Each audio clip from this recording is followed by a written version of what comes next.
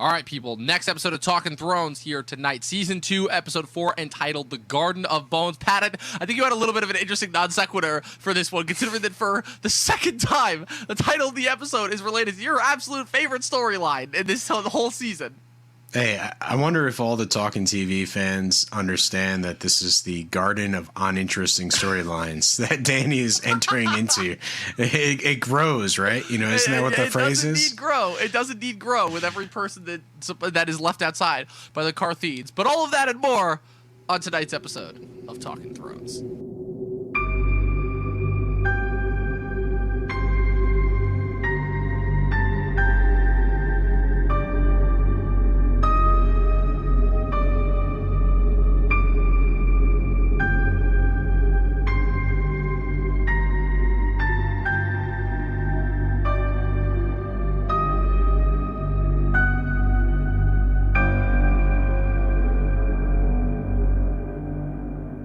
So right. Danny recognizes her soldier has a new horse, right? That's it. Oh, you got a brand new horse. What's that from? Oh, it's Carf, you say. Let's go. And then the next scene is, you won't let me in? Man. You won't let me in? Oh my God! Oh, I'll let you in. Back up. No, Danny's over. We just talked. We just talked over the whole scene. Look, I mean, I think it's safe to say that, like, at this stage of the journey, every Game of Thrones head kind of knows that, like, this Danny's storyline this season, in season 2, book 2 of Clash of Kings, is kind of the worst. It's just awful. She's just wandering around the desert, and then she gets stuck in a city, and she's there for the whole time, and then at the end, her dragons breathe fire at a creepy-looking warlock. And she has some visions of the future that give people at the end an excuse to be like, hey, I was watching the show the whole time. And then she locks some people in a safe, and then she leaves. Like, you know what I will applaud, though, is, like, you know, when the new horse comes up and the rider is, like, smiling and happy, the wardrobe, you know, for Danny and the rest of the gang is, like, the perfect dystopic, like, we're totally ruined, we're not going to survive. You know, it's all in tatters. It's really beautiful. That wardrobe. It may have been better for Westeros if, like, if they ended up continuing that direction, just ended up wandering around the desert for all of eternity. Yeah, I don't know. They kind of look like the ragtag group from, like, Newsies, or maybe kind like of look like an off-brand Mad Max crew that didn't get any of the technology. Maybe, yeah, they're just waiting for whatchamacallit, Mel Gibson to come by and say that might prove to be slightly more problematic. But people, this is season 2, episode 4, episode 14 overall of our Talkin' Thrones series right here. We're talking about this episode, which is entitled The Garden of Bones. First-time director and writer, we have David Petrarca, who would direct this episode and the next episode, and we have Vanessa Taylor, who would write 3 episodes for the show. This episode 6, The Old Gods and the New, and then episode 2 of season 3, Dark Wings, Dark Words. She's also an Academy Award nominated writer who was nominated recently for co-writing The Shape of Water with Guillermo del Toro. So she's definitely been around a lot. And what I will say about this episode before we get started is that it once again is playing off of the last episode as far as there's a lot of action that's going on. It's juggling a lot. But there's also a lot of instances where it kind of steeps into, like, expository territory. Case number 1 being, as we just got out of the way, because, like, it's the worst part of these first couple. Like, it's the worst part of the season, but it's also the worst part of this first couple episodes. It's just Daenerys wandering around. The first episode, we just see she's got dragons. She sends off her riders. The second episode, one rider comes back without a head, or rather, the horse comes back without a body, and the head's in the pouch. And then the handmaid says something about him not being able to go to the Nightlands, and that was the title for that episode. And this episode, she finally arrives at Karth. She's received by the 13, which are the kind of the merchant council that oversees them. And finally, we actually get some interest when Zarozo and Doxos, who's a member of the 13, enacts some policy that happens in all of these medieval movies where he slices open his hand. What is it, Pat, about slicing open your hand that just shows, like, yeah, I'm serious? You know, like, I always wondered that. Yeah, I'm not sure what it does in this case. It's just like, I'm going to gash my hand, like. Okay, really I guess it's one of those world building things that we don't have to understand. Maybe. And you know what I'm going to be looking for is the next couple episodes. I'm going to be looking to see if the scar is still there or if it's instantly healed. You know what it is? He's probably going to have his in the back of his hand facing the screen the entire time, so you're never going to be able to see it. And that's probably it's possible, but I'll be looking for it. I'll be looking for it. I know you will be. And now that you put me onto it, I'm going to be looking for it too. But she gets received by them. She at first says no because they're like, yeah, we want to see the dragons. Like, so we've heard a a lot about dragons, but we want like some visual proof. And she's like, I'm tired, and I'm not gonna show you the dragons. I'm like, okay, that's smart, whatever. And then they of course leave. They're about to go back inside, and Zarazon Doxus is like, okay, they can come in because I'm gonna slice my hand. That's about it. That's literally all the Daenerys does. But where are the dragons? Like, there's only like 15 of them, and like they had clear. They're being held in that one luggage. cage. They're being held in that one cage. Basically, it's like it wasn't even like they even had to take it out of the cage. They literally just had to like throw up the burlap sack, and that was it. Yeah. Why doesn't one of the merchants just be like, "Is it that cage over there?" You know, like. I think that's the dragons. Just take the cloth off. You know, oh, man. I don't know. It's one of those storylines where watching this season again. You know, it's it's a very slow storyline. It's a very short storyline. Yeah, it's not like the most bang for your buck, so to speak, storyline that there is, but. You know, I think it's really important for her character because once again she's at ground zero and she's meeting these new people who basically have the best of her, and she's going to, you know, sort of come into her own and realize like, no, it's with these dragons I have power. You know, so it's, you know, before it was sort of, you know, she had power as a, you know, Khaleesi, and now this storyline's about her getting power as the mother of dragons. And really, so it's a nice small little arc that basically is, you know, stands in the shadow of Tyrion and his, you know, basically exploits. Right. Season 2 is primarily Tyrion, right? And even though, again, Jon and Dany are listed as the main characters, right? This is still in kind of like their early phase. They're learning more progressively, but they're still very much parked in the side, right? Because their storylines are also so far removed from everything that's going on in the main action that they can kind of keep it away. You know, you kicked off Jon's last couple episodes that he was, you know, dealing with Craster and everything up north, and you got Dany's. Now you got Dany, everything going on over here in Karth. And then you continue with Jon and the Wildlings next season and Dany conquering the slave cities. And like progressively, it's interesting how Martin keeps these characters so far outside of the action that by the time they do and are ready to come into the action, they've already kind of had fully formed journeys on their own.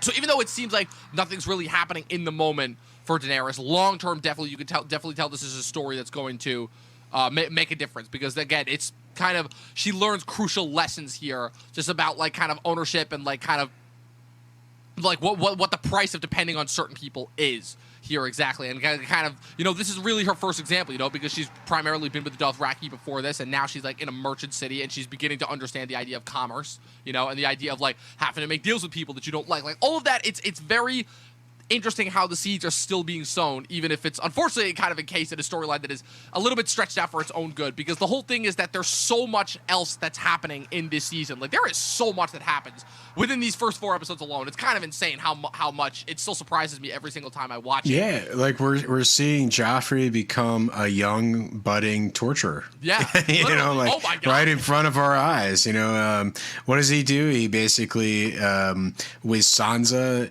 you know. Well, so it takes. We gotta take one scene. Well, yeah. Okay, so the opening of the episode. Yeah, so the opening. You're right. So the opening of the episode basically sets us up for this kind of torture sequence that comes in, which is where Rob's camp. We have this little funny scene with these Lannister guards, who are eventually all killed as Rob attacks one of them. Dom, I don't think any scene that involves like fart humor as the center of the story is really a great scene, but you know.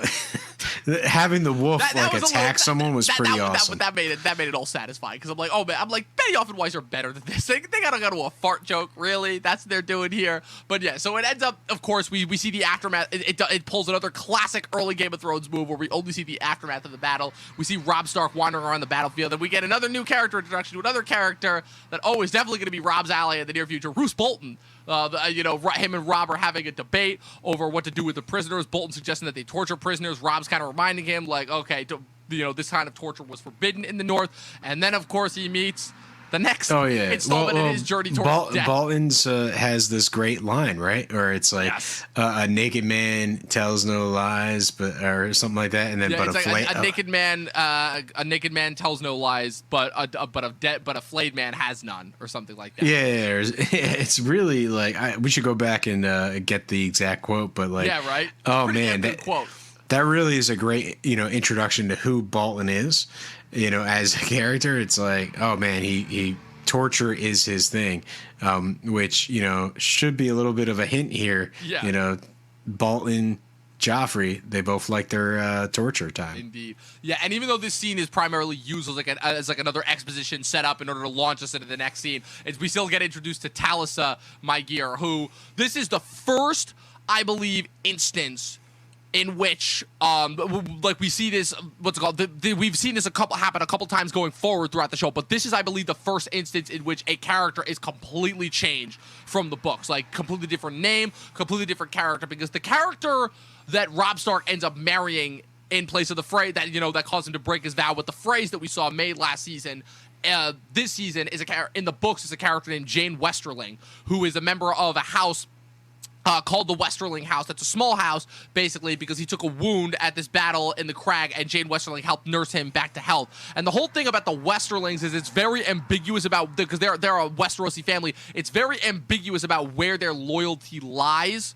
What's it called? They claim to be, for Robb, but there's also like allusions that like the father's family member might suggest that they are actually secretly still in debt to Tywin, right? And there's potentially, suggestions that this family takes a part in the betrayal of Robb and Cat at the Red Wedding, in addition to the Boltons and the Freys. But in the show, it is completely replaced by just their go-to, again, because, again, they saw it work so well for Shay, so they're like, screw it, we'll just do it for Robb, too, which is where they have this beautiful, kind of, mysterious, foreign beauty, that being the character of Talisa Mygear from Volantis, who is just a healer, who is just, once again, there to kind of, throw in the moral gray area and kind of, show Robb, it's like, hey, it doesn't matter whose side you're on, what justice you're kind of doing. At the end of the day, it's all just people. It's all just meat, and then all of your causes are meaningless. But like, I wanted to get your take on that. Like, why do you think this changed? Why do you think this changed? Well, in like 20 years, when they have a kid, and the kid's asking, "How'd you meet?" Oh, I was in the middle of amputating, a teenager's foot, and he came over. Man came over. Yeah, he swaggered over. And I told him what's what. Yeah, but for the most part, I would say that it's a great scene.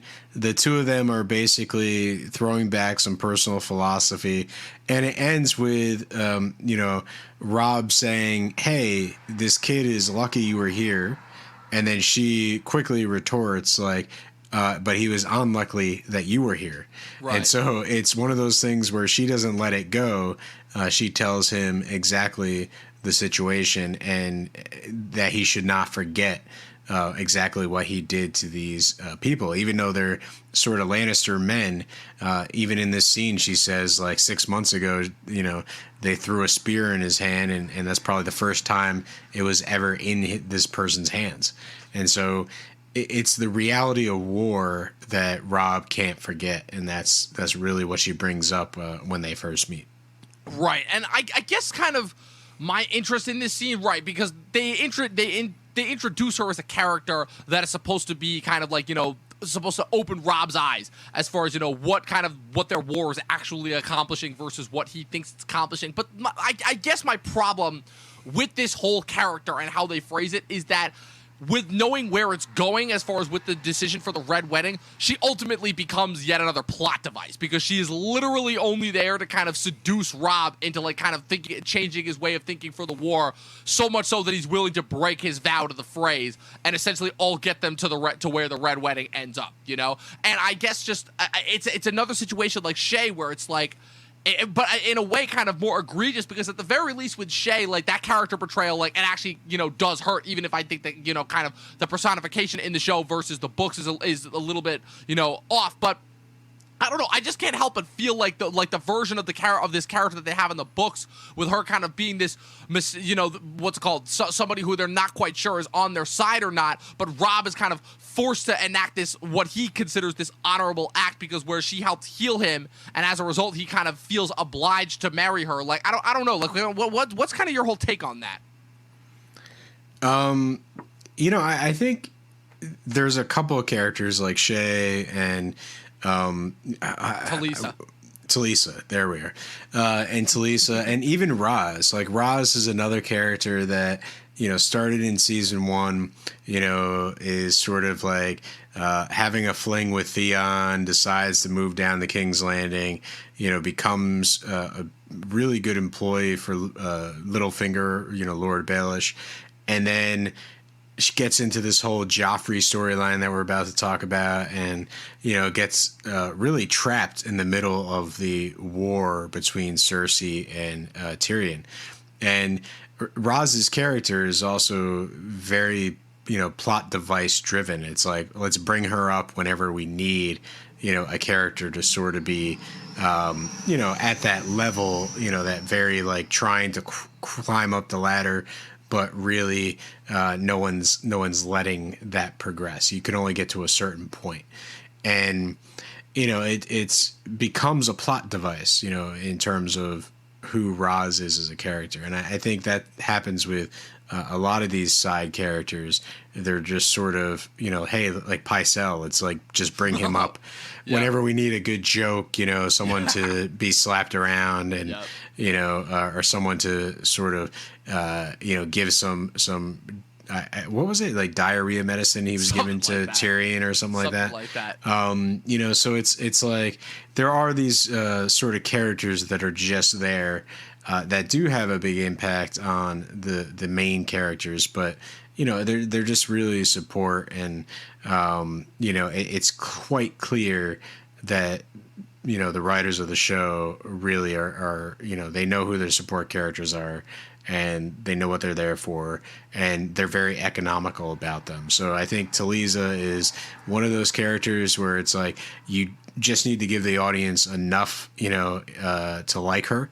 And then it's like, oh, of course Rob wants to hook up and marry her. Right. And then obviously the Red Wedding is a coming. The Red Wedding is a coming. Yeah, we still got to get past Blackwater first. But yeah, we will definitely get into that as we talk about that the rest of the episode. But yeah, it's definitely another one of those things where it's like, again, I try not to harp on this too much as a book reader, but like every time I see that, I'm always like, huh?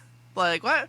Because like I said, it's one of those things where it's like when a plot device character kind of becomes obvious versus like, okay, they kind of actually did serve a purpose in the books, even if their purpose was eventually to die. But yeah, it sounds interesting, the way you put it in the books, and if I had read the books, maybe I'd have more of an opinion. But the whole thing about the Jane Westerling character from the books is that it's all from Kat's point of view, because Rob is not a focus character in the book, so we're all seeing the entire thing progress from Catelyn's perspective. And so what happens is, like, throughout the entire time, Kat is running back through her head like all the different Westerling family lines and who married what and she's basically like, she's kind of putting it together in their head that like their intentions might not be all pure here, but by the time she puts two and two together, it's too late. The Red Wedding happens. So that's what kind of adds a little bit more intrigue and mystery there. But that would have been interesting to give Catelyn sort of like a Sherlock Holmes investigation over season 2 and 3. Especially since Catelyn kind of gets taken down a peg, where she basically gets stripped entirely of her power once she ultimately makes the decision to release Jaime. Not to mention the fact that with the death of her father and the introduction of her extended family in season 3, she's kind of just left to like sit there and mourn until she inevitably dies. It really is kind of a takedown, because even though the extent to me of her inclusion in the story really dies out after this season, she still like had like a lot of like intrigue area, and it still obviously was extremely tragic when she ultimately met her end in the books. But I don't know, it was just always something that like was of interest to me as far as kind of like the Talisa character goes, because in my opinion, again, not one of the stronger characters just in general. And what's it called? Because she was upgraded to main cast member status for the next season. Yeah, well, I guess, I don't know, you kill some characters off, you need to up them for main event status, True. But the most part, I would say, whenever you're creating a story for television, you have to condense the book into the new format. And, I think one of the things that they're brilliant at is doing this editing where it's like, we just need to give you enough about this character. We can't overcomplicate it. It's really just Rob marries her. That leads to his demise. Right. That's all she is. Any of the scenes that they write are really just to help with the illusion to get you from, he made a mistake to what the actual impact of that mistake is. Yes. And I think they do a pretty good job of sticking to what needed to actually be on screen. Yes, absolutely. So let's get into it. Let's get into the main storylines of this episode. First up, King's Landing starts with a pretty gruesome opening in King's Landing for a myriad of different reasons. So it transitions. Okay, let's just talk about Joffrey. Yeah, right? Yeah, I know. Going to Torture City. Your favorite character this season, Joffrey. You've talked quite a lot about him. Man, it's okay. So obviously Rob wins this battle, and then Joffrey's got something to say about it, and he has his crossbow now. Yeah, and he's just like cranking that crossbow, and he's holding it right at Sansa. That crossbow more than any of both of his swords. Yeah, hey, I wish he actually had like maybe one cool scene where he actually used the crossbow. Like maybe they should have done like a hunt scene. Oh well, like, funny you mentioned that. And it's funny that we have this particular scene in this episode because that's almost foreshadowing for what comes next season when Roz inevitably meets her end. Well, okay, but that's still like a ways away. That's a ways away, but that's also like a post-mortem scene. It just cuts to the aftermath. Like if he went on a hunt or something and took down a wild boar. Joffrey going on a hunt? Who is he? Robert? Hey, I don't know, man. That might be interesting. Obviously it's out of character, but what else is he going to do with a crossbow? Like no one wants to see him actually. No one wants to see him actually torturing someone with a crossbow. But he just Joffrey just makes that a thing. He has gotten to the point now where he is so in his own head as far as what kind of a king he is that he's just gonna blatantly threaten Sansa in front of the entire court of people. I'm like, wow. So this is the type of king he is. Like, cool. Yeah. Well, Joffrey's real sort of idea is that if he's just ruthless towards everybody will fear him, which means they'll just follow him. So he believes in the whole fear, is what gets people to stay, in line. And that's something that, Tywin has probably utilized, for the Lannister family. So, but like Joffrey's so young that he doesn't really understand what fear is, or how to use fear in that way to keep people in line. Right. So his idea of fear is just like chop off Ned's head. Let's rip Sansa's dress apart. Let's do all this like stuff that's like really grotesque, and it's not working for Joffrey at all. And it's interesting that you bring that up, too, especially since we see, obviously, the stark contrast in this episode alone between Joffrey and Tywin with how they handle things, right? Where Joffrey delights in the torture and just wants to do it over and over. The torture is brought up quite frequently in this episode. I just realized that. First with Roose, and then with Joffrey, and then later on, obviously, at Harrenhal. Meanwhile, when Tywin gets to Harrenhal and sees, obviously, all these prisoners getting tortured, he's like, are we so like stock full of labor so we can't use these prisoners? It's like he understands the value of mercy, and that's part of what makes him so feared, versus Joffrey just wants to delight in it just by making everyone just kind of his playthings almost. But ultimately, Tyrion quite literally comes in at the last minute to save the day, and even though his time in this episode is brief, it is once again memorable. I said, so last episode was his Emmy reel, but this episode, like just the moment that he has with Joffrey, it's like, the only thing that quite tops it is obviously in 2 episodes when he gets to belt him across the face like 3 times.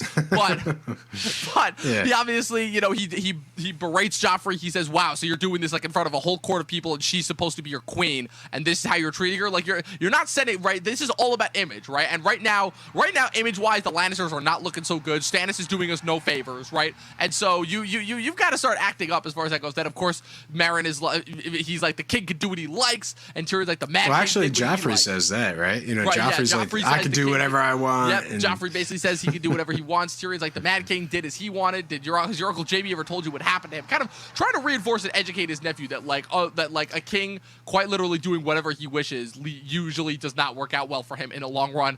And of course, you have this. How dare you threaten the liege? Right? No one threatens the king. And then Tyrion's like, I'm not threatening him. I'm educating my nephew. Bronn, the next time he speaks, kill him. Just incredible. Yeah, just and basically Tyrion makes a point of saying, hey, there's a difference between education and a threat. Like, you just saw me threaten you.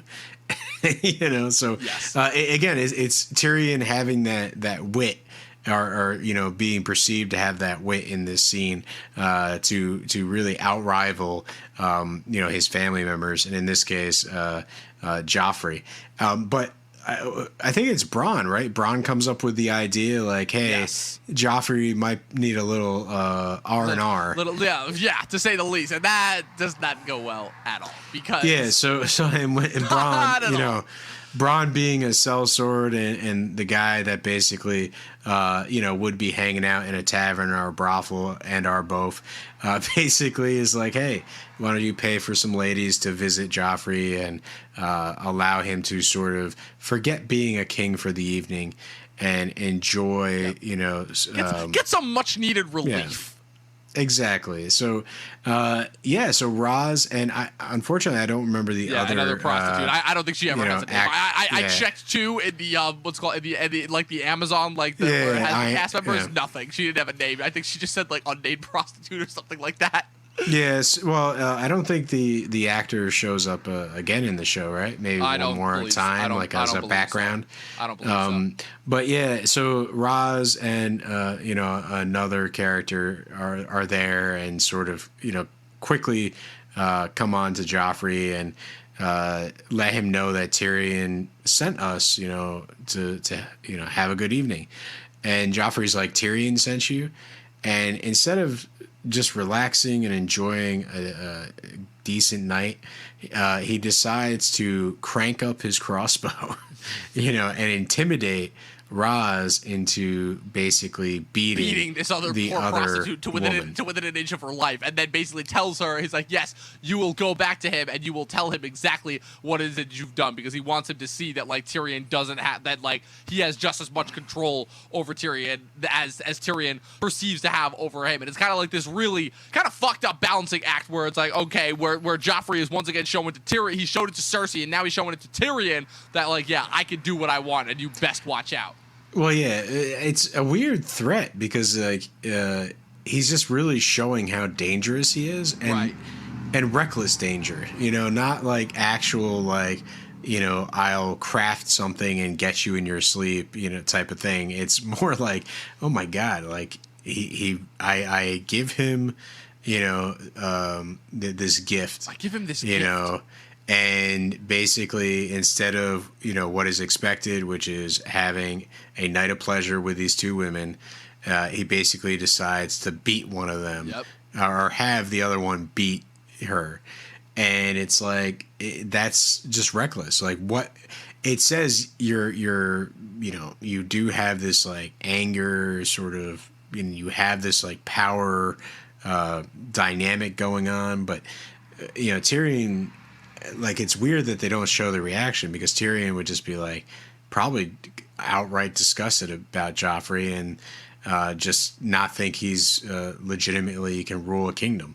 It's like, what else is Tyrion to think he even admits in response to that? He even admits in the next episode that the king is beyond our help, and he kind of like just gives up on trying to coach Joffrey in any way, shape, or form, and he kind of refocuses his efforts on just the defense of the city, especially after the events of what happened between the end of this episode and the next. But there's only one other major scene in King's Landing that takes place, which is of course Tyrion like blackmailing Lancel into becoming his spy, which is just that whole scene is just amazing. Yeah. It's just amazing. Like Lancel comes in trying to maintain this buff, gruff attitude, trying to demand. He's like, your sister demands that you release Pycelle, and Tyrion, of course, Tyrion doesn't even have to try with this one. Like Tyrion like had to expend like a little bit of effort with Pycelle, but like with this guy, he's like, he knows. He's like, yeah, Lancel ain't worth shit. I mean, like he kind of just walks him right into just admitting that he's having sex with Cersei, and then basically says it's like, oh, I'm gonna go tell Joffrey. It's like, oh, save it for Joffrey. He does love a good grovel. And then he basically just like blackmails him and says, okay, now you're gonna tell me everything that Cersei does, and it's just incredible. Just everything. Yeah, it's really bizarre to me. Like Jaime gets captured,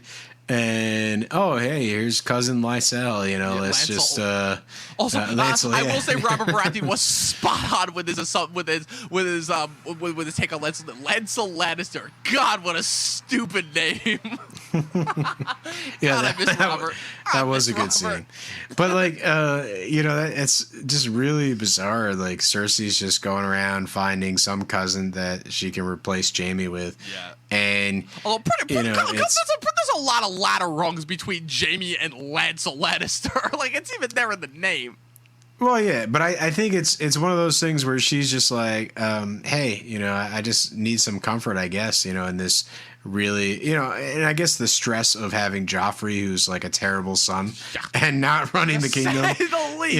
it kind of makes sense in terms of like, as the show goes on, like Cersei really is, starts to lose it and, complain about like how hard it is to actually, rule. And, she is in that sort of position with, early in the first season, Robert, where she is like, one of two people ruling the kingdom. And then she just remains there with Joffrey and, Tomlin and basically throughout. What Sorry, it's Tommen, but you said Tommen. Yeah, whatever. It's Tommen. But I'm getting the names a little messed up. But basically she is like maintaining the power and maintaining basically the king under the Lannister banner. And it's hard work. It's not something that is really an easy task for her to take. She is playing the Game of Thrones at a very high level. And, it's okay. So, Lancel just is one of those, pleasures that she takes to de-stress, I guess, It's phrasing. It just makes it even funnier. I'm sorry. Yeah, no, it's kind of a weird storyline because it's just some random cousin that they have, and but it ends up obviously back to bite her in the ass, obviously, in the worst way possible. But like season 5, they don't really focus the show on Jamie being away and she has to rely on someone, even if it's like not someone that she really cares about, like. Obviously Robert said, "Oh, what a dumb name." It's like she doesn't really care about him. She probably just chose him as like sort of a daft, person and just figured he could keep a secret. Yes. So it's one of those things where I wish, in this particular storyline, it wasn't just sort of, Tyrion getting back at her and that's it. I wish there was a little more depth into Cersei, like, right. why she's doing this, or like, seeing a little more desperation of, Jamie not being there. Like, obviously we get the dialogue scenes later on when Jamie returns in the later seasons, where it's like, you weren't there and I had to deal with this stuff and blah, blah, blah. But we don't necessarily see it, as Jamie's absent.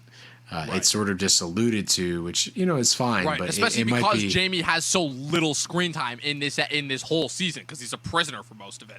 Yeah, so I think it's one of those things where I think putting it more on screen would have been awesome in season 2. Just seeing Cersei really missing Jamie, really struggling to sort of hold the kingdom together. There's like only a couple scenes where she just like starts freaking out and yelling at Tyrion, and that's about it. Right. She really is not like the Cersei of the later seasons where she commands a lot of the episodes. Right. And that was kind of exactly the way that it was in the books, almost by design, where the whole kind of thing, that way that Martin like kind of ramped it up, is that between Clash of Kings and Storm of Swords there was so much that happened, and then he gets all these characters out of the way at the end of Storm of Swords, between the Red Wedding, Joffrey's wedding, the Mountain, the Mountain of the Viper trial, all of that happening. So then when the dust settles in Feast for Crows and Dance of Dragons, it is Cersei for the first time on her own. And again, he has this by design where she spent so much of her time just dealing with all these people that she seemingly doesn't like and can't stand and just irritate her. And then when she finally actually has a little bit of power, she just goes about it in the worst way possible. It's almost, she's set up as this very tragic character, where when she finally has an iota of control, she just almost doesn't know what to do with it ultimately. And the problem is that, again, it makes her like a thankless character at first. And so as a result, it kind of, forces her to be in all these scenes with everyone else, kind of depending off of the reactions of everyone else and kind of going by this exposition, to be informed of stuff about her. And I guess that's what makes season 5 so refreshing as far as she goes, because that's the first season where we're finally we're in her head, we're in her shoes, we're finally seeing how things are going from her perspective, But for now, we're unfortunately relegated to only hearing about, about her from other sources. And I definitely will, but in a way, it almost kind of works to its benefit because she's built up as such this like demonstrative force that when, and then when we finally see her like having a chance to throw it out, it's like, oh, okay, so this is what Cersei Lannister ultimately amounts to. But one more storyline before we get to the main. Yeah, well, it's basically you already talked about it when Tywin returns home, right, to his keep. Harrenhal. Yeah, so that's sort of the end of the storyline. But basically, he finds Gendry in the torture chair. Yes, and Arya, the girl dressed as a boy, in the pen, whatever. And then, so he comes and he's like, these people have trades, and he looks at Gendry in the chair and he's like, what do you do?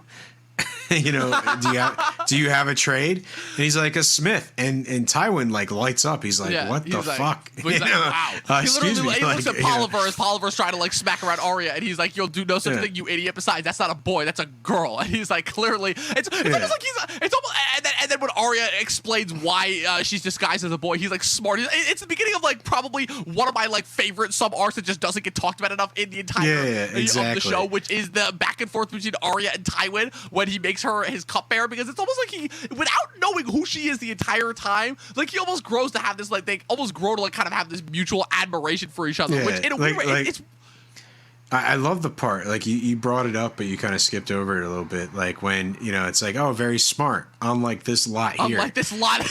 Yeah, and it's like you just see the look on the face of the soldiers, like, oh, we disappointed him again. Yeah.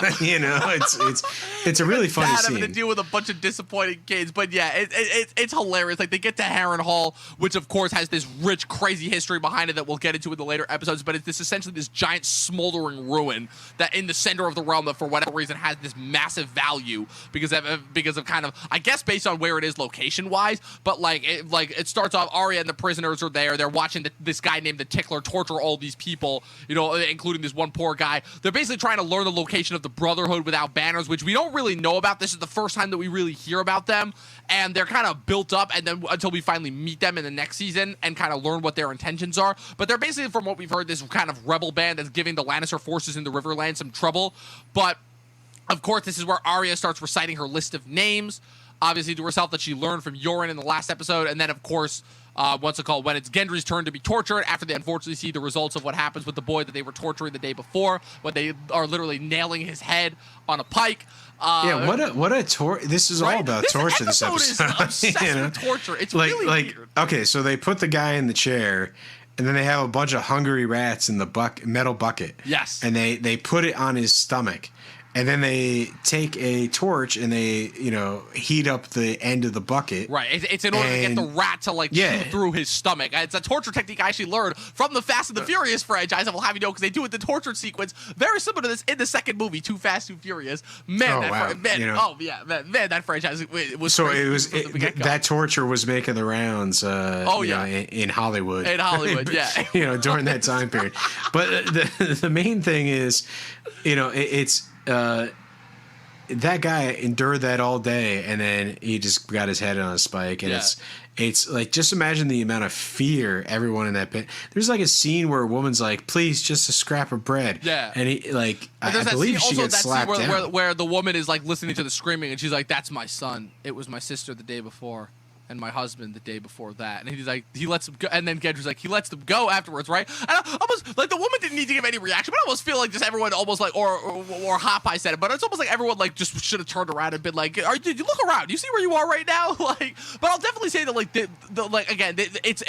this is again just another setup storyline. But the one thing I will say is, as far as I remember these sequences from the book, like the sequences in the Riverlands where we actually like saw the war up close and personal, right? First with Arya, and then obviously is that, as Brienne was bringing Jaime to King's Landing in book 3, and then obviously when she's going on her journey to find Sansa in book 4, like you have these long sequences that are this vivid graphic depiction of all of this awful torture that's kind of like supposed to be reminiscent of like the Black Plague, whereas like people that are like barely grasping onto life, even though they're like have limbs falling off and like maggots eating them from the inside out. It's like, it's very, very gruesome stuff. And like, I think this episode, they definitely started to shy away from that stuff as time went on, but I definitely think they did a really good job of like portraying that in the early seasons, especially since, because like the budget kind of restricted them from being able to do obviously the more grander, more extravagant stuff. So like as far as like getting really in and down with the dirt like that, I think they did a really good job. Yeah, I also think it does a really good job. Like you look at the scene at the beginning of the episode with Rob, and it's like he has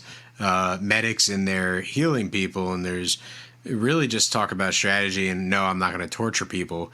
And then you know, halfway through the episode, you get to Tywin coming into town, and it's like the most horrific torture that you've ever seen on screen, and he's just like, no, you know, that's enough. Like let's put some of these people to work. Let's pump the brakes there. Actually, like he knew, he knew what was happening when he was away. He didn't, right. You know, he kind of lets it happen up to a certain point. You know, and that goes to my earlier point where Tywin knows how to use fear. You know, it's like he goes in there, he has them sort of torture a few people, you know, and then he basically says, oh, hey, you know, let's put these people to work. And then it's like, oh, well, he kind of saved us, you know, but he has the ability to torture us, but he lets us, you know, work. He lets us live. And so that's like Tywin using that, you know, fear to his advantage and putting people in line, something that Joffrey really is not there to witness, and Joffrey really doesn't understand how to do.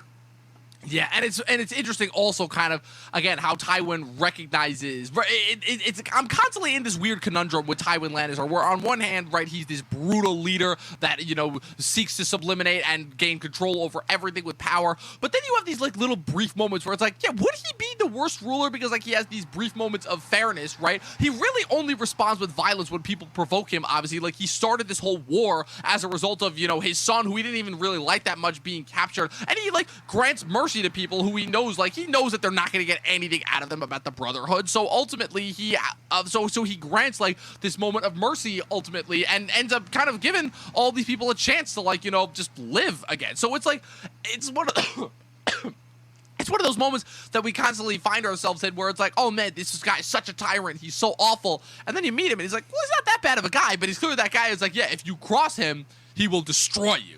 And not only that, he will destroy you and any trace of your name, you know? Obviously, we'll get to it in a later episode, but the reason why the song is entitled The Reigns of Castamere is because it's what happens when the Rain family attempted to rise up against Tywin Lannister.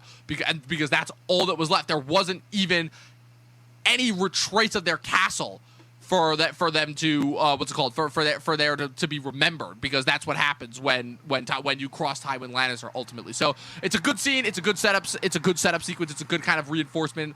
You know, again, playing off of what Arya learned last episode, and kind of, again, another like subtle kind of a reintroduction to the might that is Tywin Lannister, and kind of how he acted really in these early seasons as like this kind of looming overall force before he really started to take more of a direct play in the action in the next two seasons. But now we get to the main storyline, and oh man, I don't know about you, Pat, but everything that happens in this main storyline is dynamite just from the minute that it happens. So we're in the Stormlands, we're in Renly Baratheon's tent. Littlefinger arrives to negotiate with them. Tyrion obviously sending him there in order to attempt to get some semblance of alliance with Catelyn Stark. Obviously, he attempts to negotiate with Renly. Renly is not having it. Renly does not like the fact that Littlefinger is here, obviously, and he immediately detects like, oh, you're trying to save your own skin because you know that when I march on King's Landing, I'm gonna take it and demolish the thing. And so Littlefinger kind of realizes he's getting nowhere with Renly. Then he visits Cat. Cat obviously immediately accuses him of betraying Ned, saying that you know, like the minute that you get half a chance, you betrayed him, and I trusted you to look after him. Which I'm like, again, just playing into that dutiful childhood connection. It's a great scene. Like he's literally like, you know, Catelyn, we have a second chance. You know, like we could get together. Like he's really. We have this. He's shit. Really pushing for it. I'm like, wow. Like the cojones on this guy. Like, man, I really think Littlefinger's. You know what the problem is? Littlefinger had such a great introduction in season 1 that I keep forgetting about how awesome he was in season 2. Like season 2, like man, season 2 Littlefinger is giving season 1 Littlefinger a run for his money. Just as far as like, man, there are no boundaries to. In this scene, he does everything right. You know, he really is genuine about his love for her and trying to, like, this is his motivation. He wears that on his face, like, this is the reason why I'm here, this is why I'm doing it, you know. So Tyrion sent the right person for this deception, because he could just rely, you know, it's instead of like, the greatest lies are the truth, so he just exaggerates the truth and sort of blinds her to what he's doing. And he convinces her, by sort of giving Ned Stark's bones to her.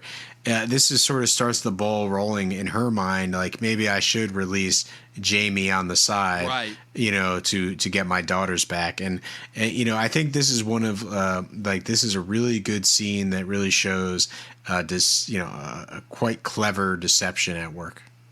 Absolutely. And then, of course, it ends with he has one more character interaction, right? And it shows he gets the cat, ultimately, because he obviously plays to her emotions, obviously, with the girls, and then presents Ned's bones, obviously, as a token of Tyrion's goodwill, right? The idea that, okay, yeah, it's at the very least, we're going to give you this as far as your list of demands. So he gives the bones, and he's like, hey, you want to get a ale at the tavern? It's like, it's really... Want to literally go on a date over your dead husband's body? Like... It's he really is pushing playing it up, the whole time. And then he has one more interaction, obviously the first of his couple interactions with Marjorie Tyrell, which kind of, again, this is where all the seeds are laid for, like, kind of what leads to later on in the season where Tyrion's like, okay, if you remove Renly, right? He made his play with Catelyn, obviously for Jamie, right? But then he notices, he's like, okay, so Renly himself is a problem, but Renly's forces might prove to actually be, somewhat of an ally. So he starts to like probe around with Marjorie Tyrell, because again, he probably doesn't know who this woman is, but he notices definitely that she's beautiful, which obviously catches his eye, but also starts to understand that like, she's this girl is a little bit smarter for her own good, and she might be, because he knows Loras Tyrell is not the future of House Tyrell. He knows that Loras is a complete joke. He was even making jokes with Renly last season about it. But he kind of starts to gauge Marjorie a little bit, and Marjorie fires right back at him. Is like, yeah, I'm not having anything having to do with you. My husband is my lord, and I do his bidding, no matter what rumors you may have heard. But Littlefinger starts to see this like, okay, there may be an opening here, But of course, it's inevitable, because before Renly has a chance to march on King's Landing, he unfortunately has to deal with Stannis. Oh, Stannis. Stannis really is, the more and more I realize, just kind of the what's it called, like kink in the armor, like the monkey in the wrench, kind of, to quote Bruce Willis from Die Hard, in this entire season, because directly because of Stannis, Renly is taken off the board completely, robbing the North of any sort of ally, right? He ultimately ends up becoming the foe that the Lannisters have to deal with when he eventually makes his march on Blackwater, and not to mention the fact that again, he completely kind of cements himself as like his own player. Like, he officially says, he's like, none of you are on my side unless you declare your loyalty directly to me. I am on my own, and I am coming for this, and no one is getting in my way. Because the negotiation scene that happens here next between Renly and Stannis, I think, is really interesting, where Renly is kind of just poking fun at him, not really taking him seriously and everything, and Stannis is like trying to like take him seriously for all intents and purposes, and kind of saying, like, you need to stop this. Yeah, I would say Stannis gives a really good offer. He's like, listen, kneel to me. I'll name you my heir, basically until I have a son that's born. And, we'll basically take over the kingdoms and put things back in our family and make sure that the rightful king is there. And, it's like Renly really just wants to be king. And that's the problem here, is he's not really thinking, hey, what's best for our, me, right, what's best for the family, he's really thinking just for himself, right, like in terms of like, I want to be king, and therefore I'm just going to take it, and I don't care about my brother, because, Stannis is someone that is sort of a little bit of a curmudgeon. So like, he never really, I guess, got too many friends. He doesn't have that many bannermen, I suspect. And so therefore his forces are not as overwhelming as Renly's. And that's really what this is all about, is like Stannis, has the right to the throne, but he doesn't necessarily have the troops, and right, that's why he wants Renly to sort of bend the knee to him. That's why he needs Renly's forces. And this negotiation, like I said, Catelyn literally says, it's like, are you kidding? She even says in her own words, like, are you kidding me? You two are brothers. You two should be helping each other out. But it's ultimately a battle of the egos, because again, you're right, Stannis is the rightful heir, and Stannis has the best claim. But, and he even says, the Iron Throne is his by rights. And he even says, he's like, Lady Stark, I'm a little bit confused to see you here, because your husband was a supporter of my claim, And unfortunately, it's a matter of Stannis has the claim, but he doesn't have the troops. Renly has the troops, but he doesn't have the claim. If they kind of were able to come to this agreement, right, they would be pretty damn powerful force to be reckoned with. The problem is that they should have been able to, right? Because look at it. Like, if they took over the kingdoms and it was, Stannis was the king, Renly would have, a lot more. He would be a lot more power and a lot more control than he ever did under Robert, really. Because Robert even said last season, Robert really didn't like any of his brothers. But unfortunately, it's all for naught. Renly cannot get out of his own way, and Renly kind of grits and bears his teeth by saying, yeah, the whole realm denies it. And what's it called? And when Stannis says, you think a couple of cloths will make you king? And he's like, no, but the men holding those cloths will. It's like Renly cannot get out of his own way, and it's ultimately leading him down a path that he unfortunately cannot come back from, because unfortunately Stannis is also. Well, I do think the whole thing where Renly sort of dismisses Stannis's claim and says the whole realm dismisses it is very interesting, because we remember the Ravens were sent out and everybody knew about these sort of incest and the fact that Joffrey is not the actual legitimate heir. Like, everybody knows about this. And the fact is, it's very interesting to see that the Lannisters have been able to dispel this. And really, where Renly says, across the realm, old and young, newborn babies, like, no one wants you as the king. And really, they reject your claim. It's true. Like, no one generally wants Stannis there. And they don't believe, Ned Stark's, basically discovery that's public and in the open. So there might be some small minority that believes it, but for the most part, the Lannisters were able to sort of, quell that blow that Ned Stark tried to inflict on them. Yeah, and ultimately, like I said, it's all for naught, because Stannis, obviously, on his ship has Davos Seaworth. Remember his smuggling days. There's some really choice words there where he kind of interrogates him about his smuggling days, and a little bit of exposition in order to, like, kind of but to bring back and refresh us on why Stannis entrusts Davos so much, even though he and why Davos kind of follows him, because again, he's just, but he is fair, and he has Davos smuggled Melisandre ashore in order to kind of, again, it's very clever how they shoot it, where they only shoot Melisandre, the character specifically, from either wides or close-ups, like of the top of her body, and so you ultimately don't see that she is pregnant. And so, of course, when Davos smuggles her ashore, she's asking him some very choice questions about his wife and everything. And she does that thing again that she does a couple times throughout the show, where she like brings up the idea of seduction. Only with Davos, she doesn't actually try to seduce him before she reveals ultimately her naked body, and she gives birth to the shadow baby. And that's how the episode ends, which brings us into our focus character segment, Melisandre. Which, Pat, I'm actually interested in this. Like, what is your take on just the character of Melisandre, what she represented? Because I'll admit, she was a character that for a long time kind of confused me as far as her involvement here. Again, I was really confused, where I'm like, okay, so we're meeting Stannis, the third Baratheon brother, and he's got this red priest, like that, devotee that he's following, that is kind of, for lack of a better word, his muse, his sage, that is dictate, his prophet almost. And I'm like, okay, I've seen this in like stories before, but like, where is this going ultimately? Yeah, well, I feel like the introduction to Stannis is linked with the introduction to Melisandre, and it's all about the atmosphere, right? Sort of this almost like hermit king who decides to take on a new religion because somehow that's going to give him extra power to take the throne. There's something culty about it that really does work here, and it's like we get to see some cool stuff, like the gentleman that tries to poison her, but he sacrifices himself, and the poison doesn't have any impact on her.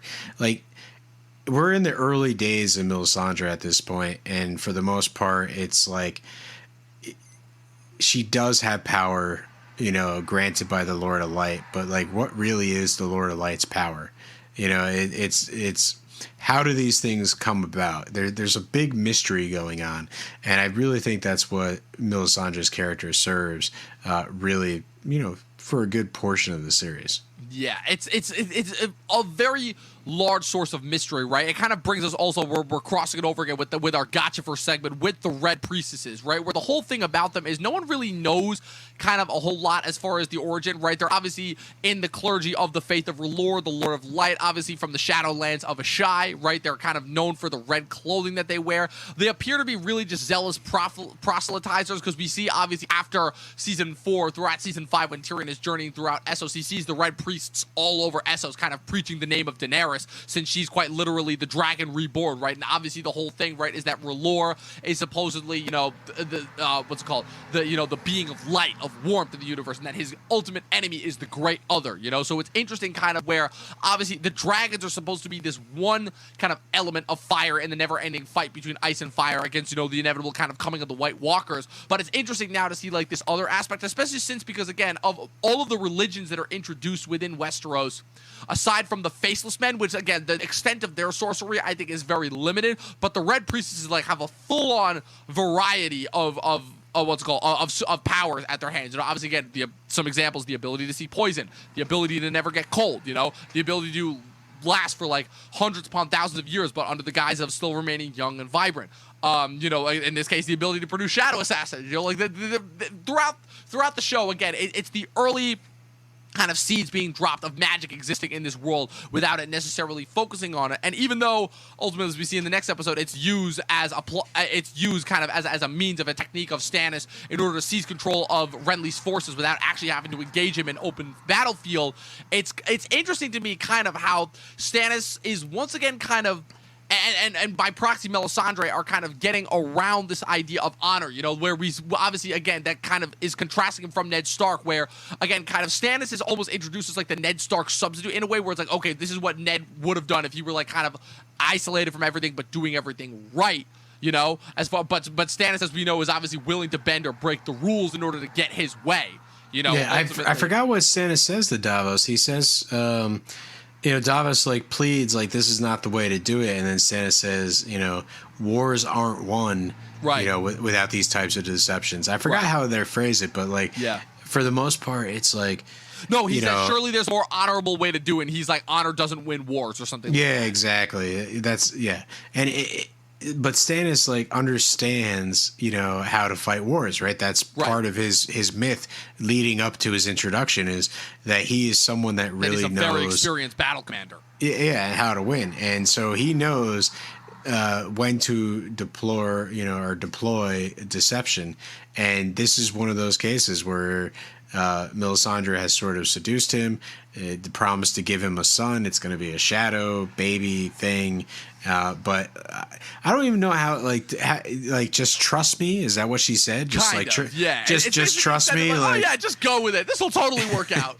How much does Stannis know about the giving birth to a shadow, the shadow floating? Clearly not that much. I think into the area. Something that I always wondered is it's like, did he know like the extent of what his seed, for lack of a better word, would be accomplishing in this instance? Because and the other crazy thing too is this is another storyline where they completely like change it from the books, because in the books also you have you have also the fact that Renly has Edric Storm, which is another bastard of Robert's that was outside of King's Landing, who in the show does not exist, and elements of his character were mixed with Gendry that we see in season 3, obviously, where Stannis actually pulls another play like this. First he has Renly killed, then he has this Maester who is looking over Storm's End, who is keeping this bastard who he wants under his protection, and then he deploys the same shadow assassin thing in order to kill him there, So they obviously mix that into one, but obviously, we see kind of the extent of that